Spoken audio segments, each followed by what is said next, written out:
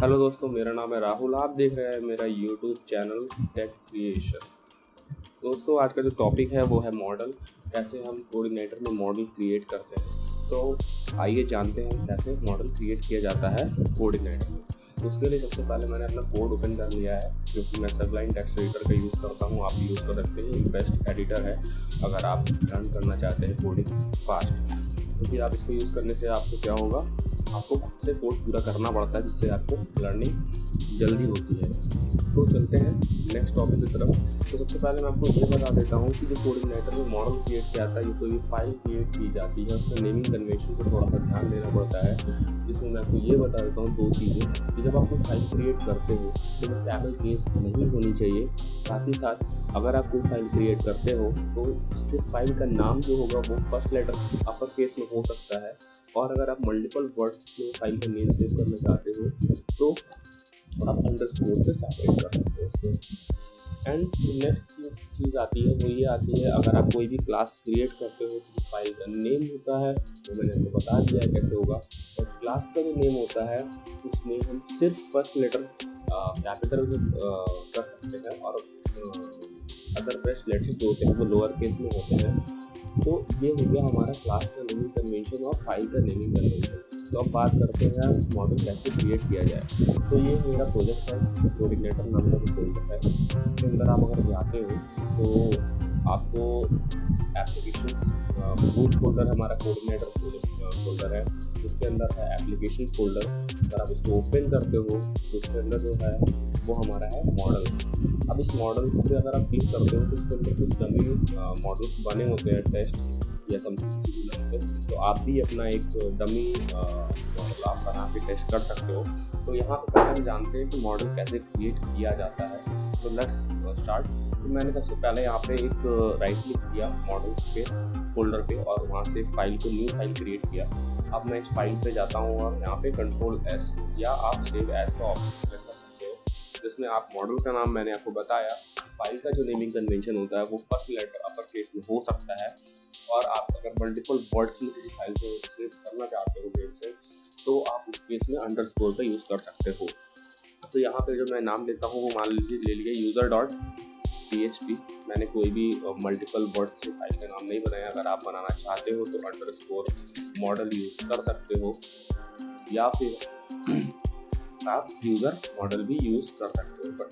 तो let's suppose मैंने आप यहाँ पे केवल यूज़र लिया है, तो मैंने यहाँ पे सिर्फ user.php नाम का एक मॉडल बनाया। अब आपको मैं बता देता हूँ क्लास कैसे क्रिएट किया जाती है। सबसे पहली बात ये है कि हम सबसे पहले php टैग ओपन करते हैं, देन हम क्लास क्रिएट करते हैं।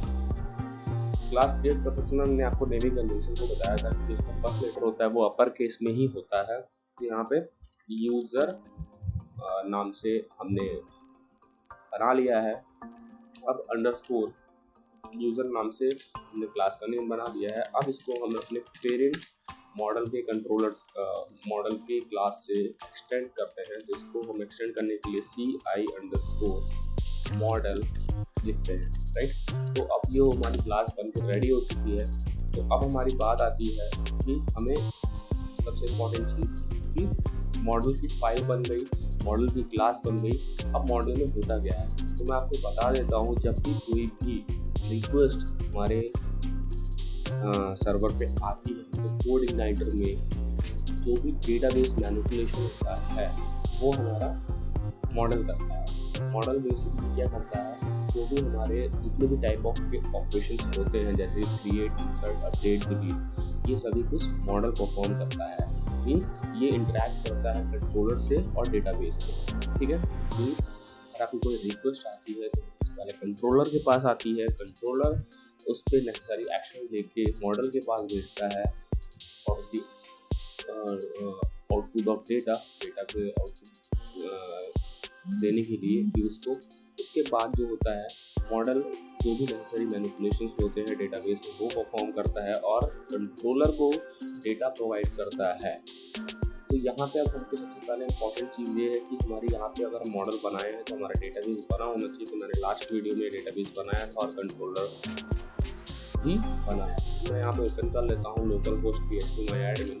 तो यहाँ पे आप देख सकते हो कि यहाँ पे मेरा कोऑर्डिनेटर नाम का एक डेटाबेस बना है जिसमें tvl_user बनी हुई है। इसमें मैंने कुछ डमी डेटा डाल रखा है, जॉन, किम, राहुल, और इसमें एज उनकी क्या है और लोकेशन क्या है। अब यहाँ पे जो हमारा काम है कि सबसे पहले हमको कैसे हम इसमें डेटाबेस में मैनिपुलेशन करेंगे वो जानेंगे। तो इसके लिए मैं आपको सिंपली 2-3 चीज़ें बता देता हूँ। अगर आपको जानना है तो पहले आप गूगल पे चलते हैं या आप कोऑर्डिनेटर का जो सेटअप डाउनलोड किए हैं इस प्रोजेक्ट में, ये रूट प्रोजेक्ट का फोल्डर का नाम है, इसमें आप जाते हो और यूज़र गाइड लिख के एंटर करेंगे तो ये हमारी यूज़र गाइड ओपन होके आ जाएगी। तो यहाँ पे अगर हम सिंपल वे में सर्च करते हैं मॉडल, तो आप मॉडल के बारे में बहुत सारी इन्फॉर्मेशन यहाँ से पा सकते हो क्लिक करके। तो आप देख सकते हो कि मॉडल क्या होता है, मॉडल की क्लासेस होती हैं और इसकी भी टाइप्स ऑफ इन्फॉर्मेशन है तो यहाँ से आपको मिल जाएगी। तो अब यहाँ पे देखिए सबसे सिंपल सा एग्जांपल दिया गया है कि हमको अगर मान लीजिए टॉप 10 यूज़र्स उठाने हैं तो हम कैसे डेटाबेस से उनको उठा सकते हैं और हम अपने व्यू को भेज सकते हैं। मीन्स अगर आपको कहीं पे लिस्ट ऑफ यूज़र उठा के शो करना है अपनी वेबसाइट पे तो आप क्वेरी लिखते हो select asterisk from user tvl_user where limit 0,10। तो यहाँ पे इसी चीज़ को बहुत ही ईजिली इन्होंने यहाँ पे कर दिया है। यहाँ पे जो कोऑर्डिनेटर है वो पूरा बनाया फ्रेमवर्क प्रोवाइड करता है और प्लेटफॉर्म प्रोवाइड करता है जिसके थ्रू हम अपनी डेटाबेस से क्वेरी परफॉर्म कर सकते हैं। तो इनका जो तरीका है वो बहुत ही सिंपल और आसान है। तो चलते हैं पहला अपना टॉप 10 यूज़र को उठाने का जो क्वेरीज है वो लिखते हैं। तो यहाँ पे मैंने सिंपली कुछ नहीं किया, यहाँ पे मैं आपको बता देता हूँ कि कैसे इसको लिखा जाएगा। $is stands to tv stands to get, ठीक है। अब यहाँ पे जो बात आ रही है वो आ रही है कि ये है हमारा tvl_user,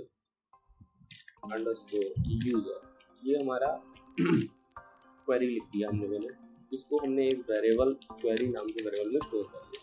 नाउ अब इस क्वेरी नाम के वेरिएबल को स्टोर करके हमको इसको ये तो हमारी क्वेरी चल गई, क्वेरी से हमारा डेटा आ गया, मगर अब वो जो डेटा है वो आपको किस फॉर्मेट में चाहिए, मतलब is in the form of object या फिर in the form of array. तो हम यहाँ पर रिजल्ट जो हमको चाहिए वो एरे फॉर्मेट में चाहिए है, तो हमने रिजल्ट अंडरस्कोर एरे लिख के तो अभी हमारे पास जो डेटा आया रेस्पॉन्स में वो आप मैं बता दूँ कि वो जो आया है वो एरे फॉर्मेट में आया है। और अगर आपको सिर्फ ऑब्जेक्ट फॉर्म में चाहिए तो आप अंडरस्कोर एरे हटा दोगे तो आपको ऑब्जेक्ट फॉर्म में डेटा मिल जाएगा। उनको एरे में चाहिए, हमने अंडरस्कोर एरे लगाई होती है, इजीली हम चीज़ों को हैंडल कर सकते हैं और ऑब्जेक्ट के थ्रू भी कर सकते हैं।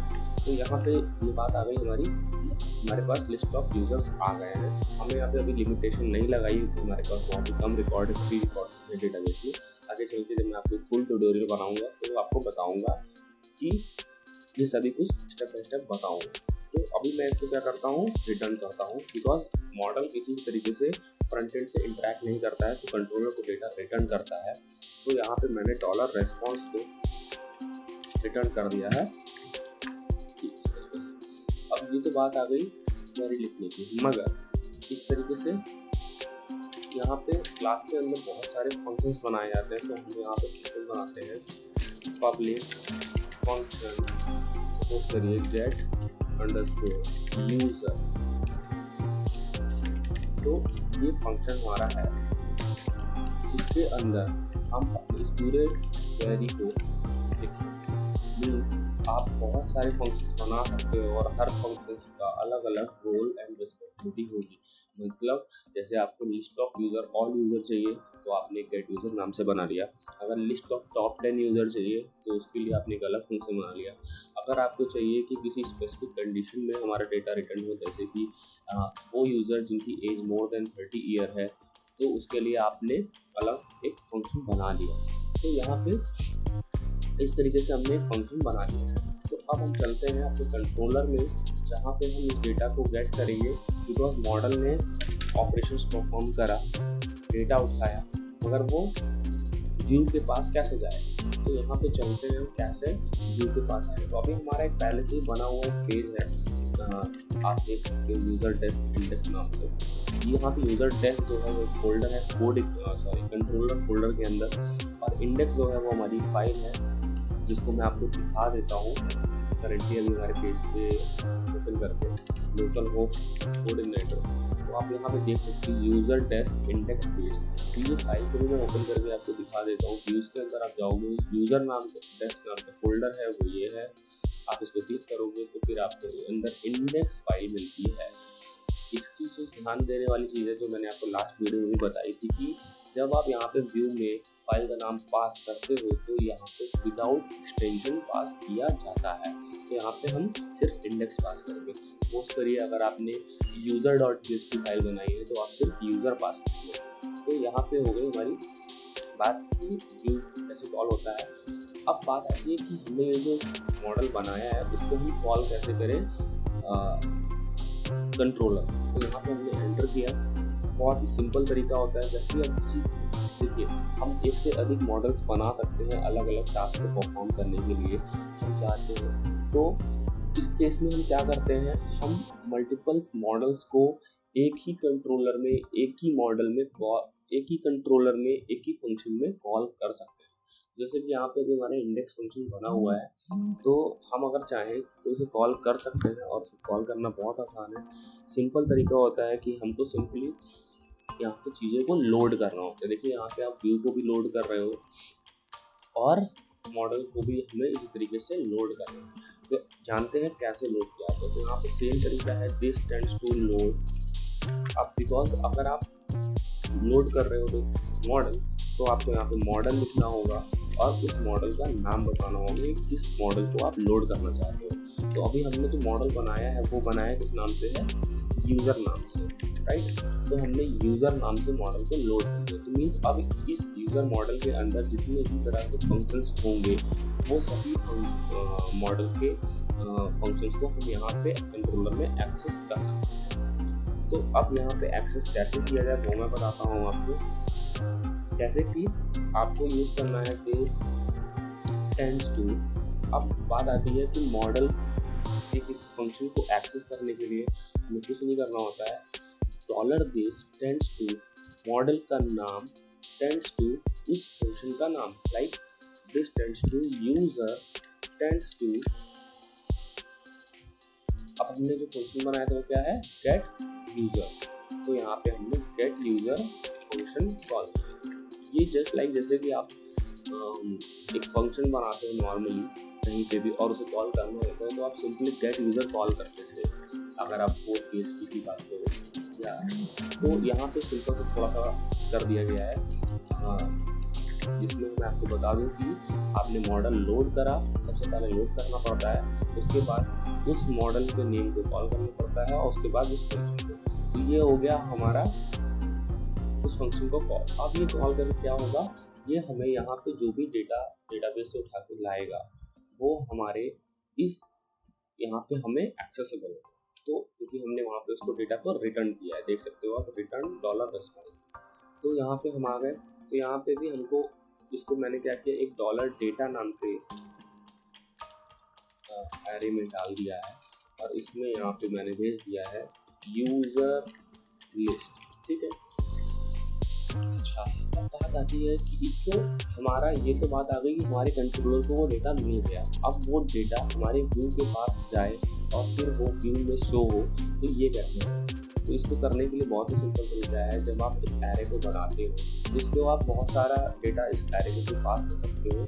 जैसे एक हो गया यूज़र लिस्ट, अगर आप चाहो तो इसी तरीके से यहाँ पे एक मैसेज दे सकते हो, like equals to single quotes में लिस्ट ऑफ रजिस्टर्ड यूज़र, ठीक है, लिस्ट ऑफ रजिस्टर्ड यूज़र, हमारे पास जितने भी रजिस्टर्ड यूज़र। तो यहाँ पे हमारा क्या है, टाइटल आ गया है पेज का, है ना।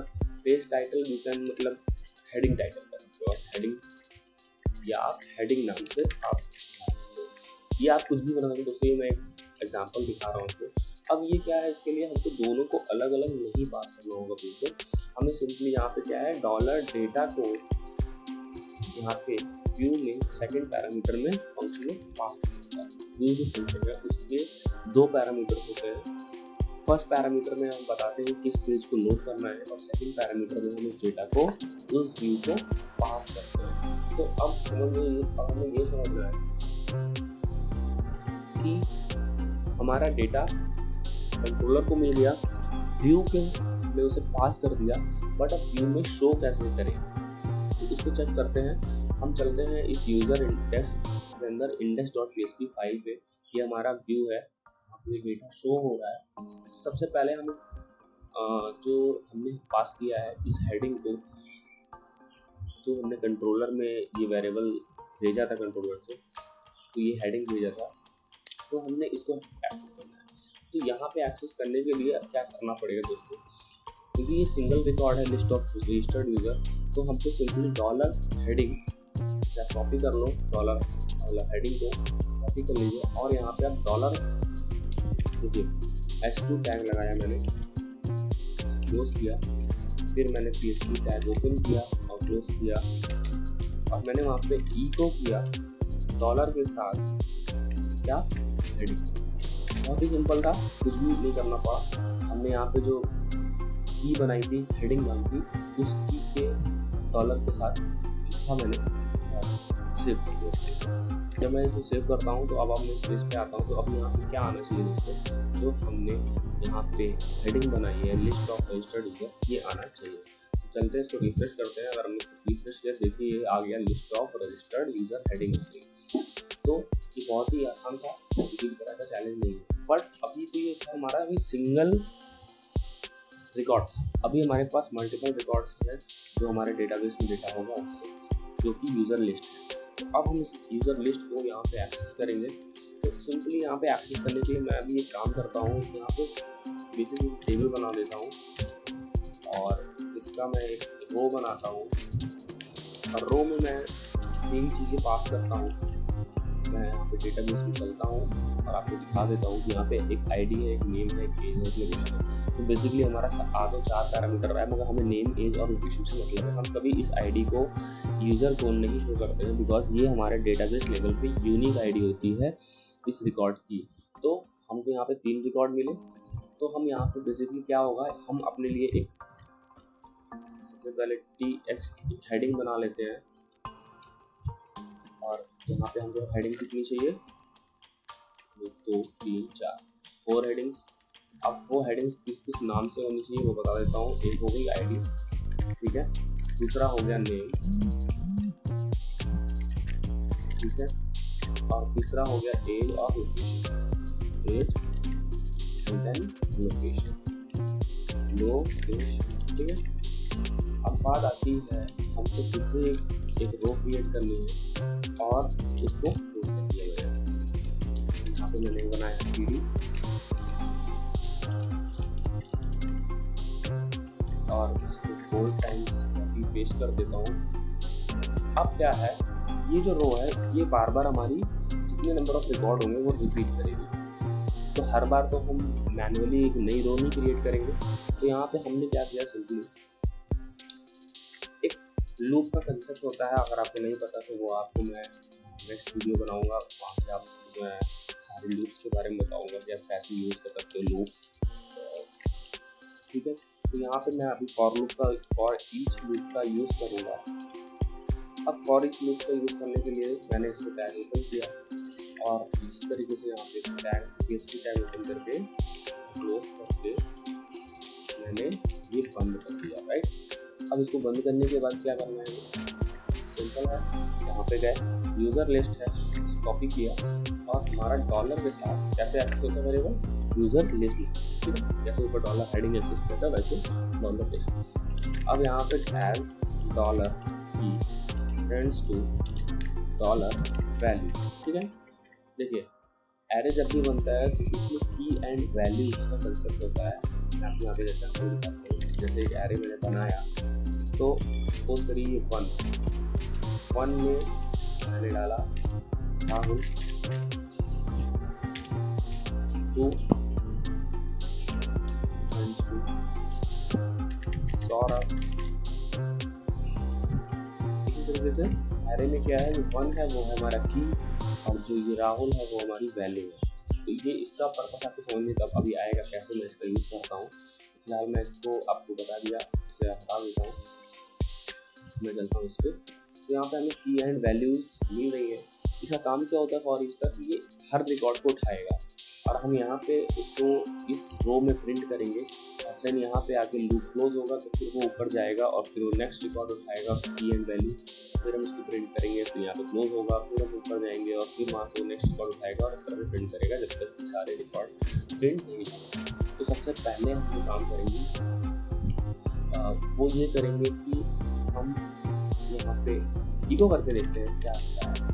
चलते हैं PHP इको, अगर हम यहाँ पे डॉलर वैल्यू प्रिंट करते हैं, राइट, तो अब देखते हैं क्या है, हमको सिर्फ नेम प्रिंट करना है, राइट। दिस नेम, अच्छा मैंने स्मॉल कैर में किया था, देख सकते हो कंट्रोल F करा, मैंने यहाँ पे सभी नेम के नेम्स आ गए। तो इसी तरीके से मैंने इसे कॉपी करता हूँ और अगेन मैंने यहाँ पे पेस्ट किया और यहाँ पे एज एंटर किया और उसके बाद अगेन पेस्ट किया और उसके बाद इस पे लोकेशन। देखिए आप यहाँ पे जितना भी रिकॉर्ड हमारे डेटाबेस में शो कर रहा है, जॉन भाई Japan, king 29 China, Rahul 30 India, आप यहाँ पे देख सकते हो John 28 Japan, king 29 China, Rahul 30 India. अब ये आईडी वाला कुछ भी नहीं होता है, यहाँ पे हम सिंपल कुछ नहीं करते हैं, यहाँ पे हम एक वेरिएबल असाइन करते हैं $i, इसे 1 से स्टार्ट, राइट। और ये i यहाँ पे जितनी बार भी नंबर ऑफ रिकॉर्ड होंगे वो एक बार इंक्रीमेंट करके प्रिंट करेंगे। तो अभी हमने इको कर देते हैं $i को, और अभी यहाँ पे लूप क्लोज होने से पहले हम उस i को इंक्रीमेंट कर देते हैं, i प्लस 1 से इंक्रीमेंट करना। ये इस फर्स्ट लूप चलेगा तो i की वैल्यू 1 होगी, यहाँ पे आके 1 प्रिंट करेगा और नीचे आएगा तो यहाँ पे i प्लस 1 मतलब 1 प्लस 1 2 हो गया और 2 ऊपर चला जाएगा और फिर यहाँ पे i की वैल्यू 2 इनिशियलाइज हो गई है।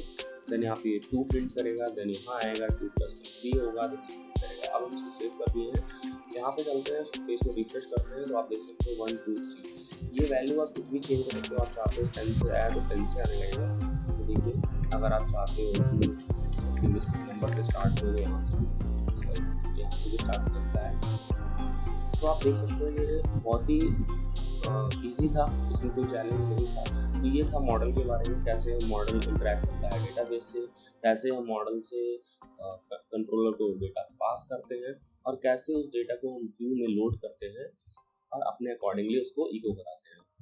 तो ये कंप्लीट मॉडल के बारे में मैंने आपको बता दिया है। अगर आपको ये वीडियो पसंद आया हो तो इसको लाइक करिएगा और सब्सक्राइब करिएगा। मैं